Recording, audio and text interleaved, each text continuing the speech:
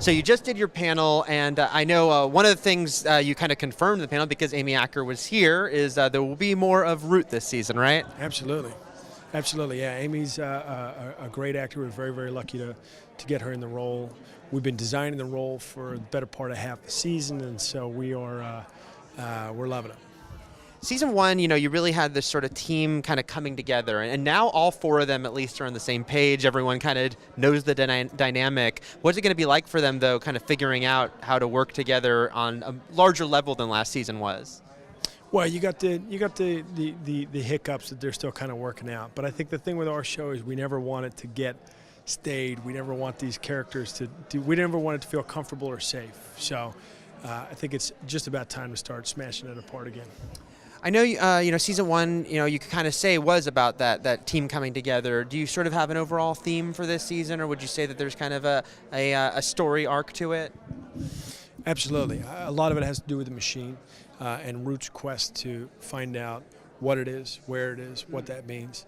But for our characters, for our 4 principal characters and their relationships with each other, it's really a question of they have this kind of uneasy alliance.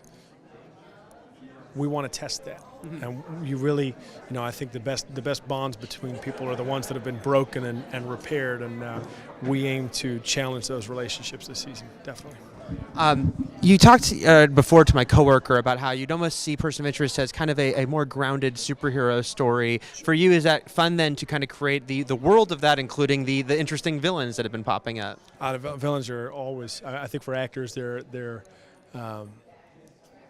the fun part to play. For writers, in a lot of ways, they're the fun part to write. It's great fun writing villains. I think you sort of excise some kind of portion of your id, or I don't know what it is, but it was one of the first things that JJ asked when I was explaining the show or pitching the show. Was will it have that great rogues gallery that you see, like the one you see in the Batman universe?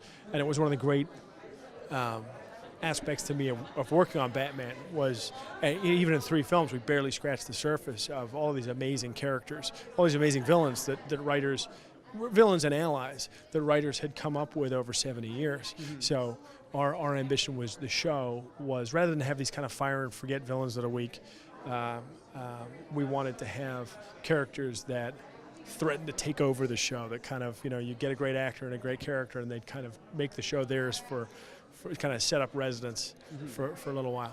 So I know you mentioned on stage about Mark Pellegrino coming onto the show. Can you talk about his role, and are there other guest stars you can talk about coming up? We've had tremendous luck and a great experience working with some incredible actors over the first season, and the streak continues unabated into the second season. With Margot Martindale on an earlier episode, Ken Leung, as you saw in the clip that we showed today at the con, he's coming back. And Julian Sands make an appearance in episode 7, nice.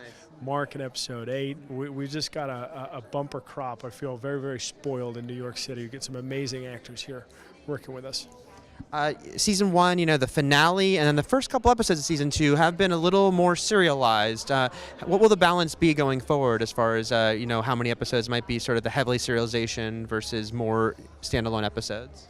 We felt like we achieved the right balance, the balance that we wanted to in the first season, and very much looking at shows like The X-Files as a great benchmark for, can you tell a compelling story every week, but keep rolling the ball along in terms of the larger mythology, which is so much of what I watch shows for. But we think this is the right balance, one that reflects kind of the natural franchise of the show, which is kind of random access. The machine spits out a different number every week, and Finch and Reese never know where that's going to take them, which is why the show's on CBS in the first place. We just felt like it was a great fit for network broadcast television, where you're telling a story every week. Everyone's not watching week to week. They can't. They got lives. But I've been extremely gratified at the level of the response that we've gotten from the fans, from the folks watching the show, with the serialized aspects of the show, because that's what you kind of live for as a writer, is you want to tell that big story. And what brought about the introduction of Bear this season? Well, I got 2 dogs myself. We got a lot of writers, a lot of dogs. Our writer's office often resembles a petting zoo. And I walked into a room at one point, and they said, "We've got a terrible idea, but you're going to love it." And I did. We think it's a fantastic idea. I mean, our show really is kind of about strays. I mean, Michael's character, Jim's character, Finch, Reese, and to a lesser degree, Fusco and Carter, all a little bit the odd man out. None of them quite fit in their worlds. And they've kind of found solace and allies in each other. Mm-hmm. And so we thought a retired Special Forces dog was kind of a delicious addition to it. It was also, you got two characters in Finch and Reese. They don't have a lot of relationships. They don't have a lot of connections. And it was